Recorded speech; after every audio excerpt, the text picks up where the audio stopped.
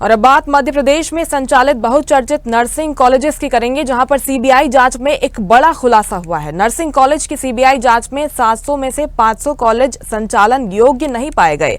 इसके पहले हुई सीबीआई जांच में 169 कॉलेज को ही योग्य माना गया था। हाईकोर्ट के निर्देश के बाद एक बार फिर सीबीआई जांच हुई थी और जांच में 73 कॉलेज ही योग्य माने गए हैं।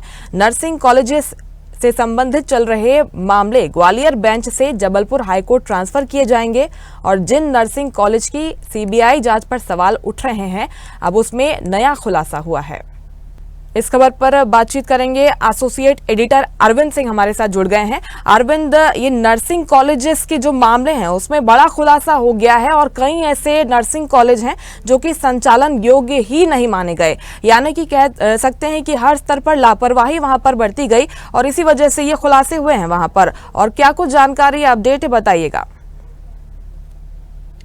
जाए तो नर्सिंग कॉलेज और नर्सिंग स्कूल ये दोनों पिछले लगभग 2012 से यहाँ पर संचालित हो रहे हैं और जैसे जैसे इनमें लाभ का व्यवसाय, मतलब कह सकते हैं कि लोग जो शिक्षा को अक्सर लाभ का नहीं होता है, ये एक कहीं न कहीं समाज के लिए और देश के लिए, प्रदेश के लिए एक कहीं न कहीं प्रगति के लिए की ओर बढ़ने वाले संस्थान होते हैं। लेकिन जब से नर्सिंग कॉलेज यहाँ पर आए हैं तब से कहीं माना जा रहा है जितने भी माफिया हैं, जो शिक्षा माफिया हैं, उन्होंने नर्सिंग कॉलेज खोल लिए हैं। जो नॉर्म्स थे उनके उन्हें धता बताकर ये सब किया गया है।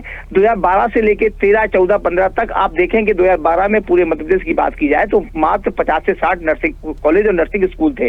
लेकिन आज की स्थिति ये है कि पूरे प्रदेश में लगभग 400 से लेकर 450 तक नर्सिंग कॉलेज और स्कूल बन गए हैं। और ये नर्सिंग स्कूल वहां बने हुए हैं, ना इनके पास बिल्डिंग है, ना इनके पास फैकल्टीज है, ना इनके पास संसाधन है, ना इनके पास कोई सिस्टम है। नॉन अटेंडिंग क्लास ये लोग चलवाते हैं। इसी को लेकर कई बार खबरें प्रकाशित हुई हैं, जनहित याचिकाएं लगाई गई हैं। उसी को संज्ञान में लेते हुए पहले स्थानीय प्रशासन ने इनकी छानबीन की, लेकिन इन नर्सिंग माफियाओं ने स्थानीय प्रशासन को भी कहीं न कहीं अपने पाले में लेकर और उन्हें साध लिया था और बराबर संचालित कर रहे थे। लेकिन जब पूरा इसकी खबरें बड़ी खबरें समाज उस मार्केट में आने लगी और प्रशासन ने संज्ञान लिया तो फिर इसमें कहीं न कहीं सीबीआई कूद गई और विपक्ष ने भी इसमें बड़ा रोल अदा किया है। उसी के चलते देखेंगे 2020 में इसे सीबीआई के हवाले कर दिया गया। सीबीआई जांच में भी पाया गया इन नर्सिंग माफियाओं ने सीबीआई के अधिकारियों को भी खरीद लिया जो अभी जेल में है। इसके बाद दोबारा फिर इसकी जांच हुई है और पूरे अगर 400 नर्सिंग स्कूल की कॉलेज स्कूल की बात करें तो उसमें से मात्र 150 ऐसे नर्सिंग स्कूल हैं जो संचालन योग्य हैं। लेकिन सबसे ज्यादा नर्सिंग स्कूल और कॉलेज खोले गए थे वो ग्वालियर अंचल में खोले गए थे। कह सकते हैं कि जो 450 स्कूल और कॉलेज बने हैं यहाँ पर, उसमें से 250 नर्सिंग कॉलेज सिर्फ ग्वालियर अंचल में ही है और इसमें पढ़ने वाले छात्र जो होते हैं वो राजस्थान, बिहार और झारखंड, उत्तर प्रदेश से आते हैं और वो नॉन अटेंडिंग होते हैं। इसकी जब जानकारी सीबीआई को लगी, सीबीआई ने जांच की। क्योंकि ये पूरा नर्सिंग कॉलेज जो इनका एसोसिएशन है, इन्होंने क्या किया है, वहां के स्थानीय वकीलों को खरीदने की कोशिश की है, वहां के प्रशासन को खरीदने की कोशिश की है। इसी के चलते चूंकि ग्वालियर एक बेंच है, वहां से पूरे मामले को उठाकर जबलपुर भेज दिया गया है। जबलपुर में नर्सिंग कॉलेज हालांकि कम है।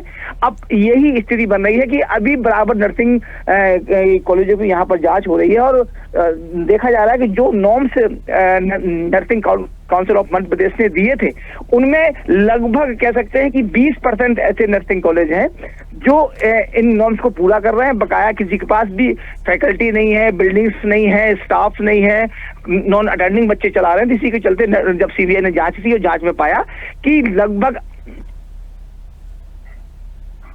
80% ऐसे कॉलेज हैं उन्हें बैन कर दिया गया है। और जो 80, क्योंकि ये लोग जो नर्सिंग एसोसिएशन वाले फिर कोर्ट में चले गए तो या ग्वालियर से पूरे मामले को उठाकर अब जबलपुर भेज दिया गया है। जबलपुर की बेंच अब इस पर जांच करेगी और उस पर पड़ताल करेगी और उस पर निर्णय सुनाएगी। हालांकि सीबीआई ने स्पष्ट कर दिया है कि जब तक नॉर्म्स पूरे नहीं होंगे, जब तक नर्सिंग कॉलेजों का संचालन संभव नहीं हो पाएगा। लेकिन जो नर्सिंग एसोसिएशन है उसने कोर्ट में चुनौती देते हुए कहा था कि हमारी दोबारा जांच की जाए, तो उसी को देखते हुए ग्वालियर से पूरे मामले को उठाकर जबलपुर भेज दिया गया है। जी अच्छा, इसका पढ़ाई पर असर हो गया क्या अरविंद? जो बाकी के जो कॉलेजेस हैं जो अयोग्य पाए गए हैं, जैसे आप पहले भी जिक्र कर रहे थे कि नॉर्म्स वहां पर ठीक नहीं थे, तो पढ़ाई पर असर होगा क्या? जो कॉलेजेस अयोग्य माने जा रहे हैं उनका क्या होगा, बच्चों का क्या होगा जो वहां पर पढ़ाई कर रहे हैं?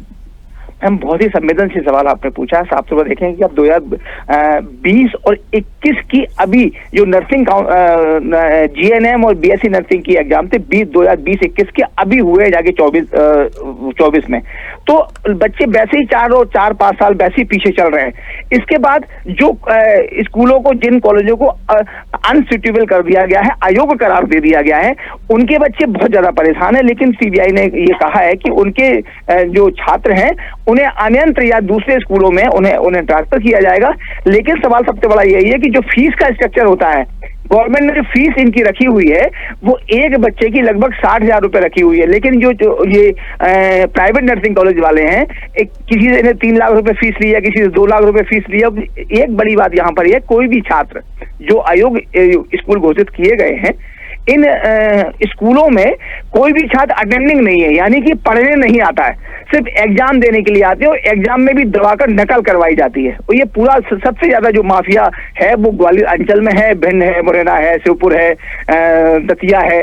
इनमें इतने ज्यादा फर्जी नर्सिंग कॉलेज है। आप देखेंगे कि जो मैरिज गार्डन है वहां पर बोर्ड लगाकर नर्सिंग कॉलेज बना दिया गया, जबकि नॉर्म्स ये है कि कोई भी नर्सिंग स्कूल, नर्सिंग और कॉलेज संचालित होता है तो उसके पास 100 बेड का अस्पताल होना जरूरी है और तभी उसे मान्यता दी जाएगी। इन लोगों ने क्या किया है कि अपनी उसी बिल्डिंग में अस्पताल का बोर्ड लगा लिया। स्वास्थ्य विभाग भी इसमें मिला हुआ है, शिक्षा विभाग भी इसमें मिला हुआ है, उच्च शिक्षा विभाग भी इसमें मिला हुआ है, मेडिकल शिक्षा भी इसमें मिली हुई है। आप साफ देखेंगे 3-4 विभागों को मिलाकर नर्सिंग माफिया पिछले 10 सालों से इन पूरे उनके साथ खिलवाड़ कर रहे हैं। और जो भी नर्सिंग, बिल्कुल कह सकते हैं कुल मिलाकर हर स्तर पर लापरवाही यहाँ पर हो रही है और कह सकते हैं हर किसी को फायदा हो रहा है, लेकिन नुकसान हो रहा है तो जो छात्र हैं उन्हें ही हो रहा है, उनका भविष्य खराब हो रहा है। अरविंद, बहुत शुक्रिया फिलहाल तमाम जानकारी पहुंचाने के लिए आपका।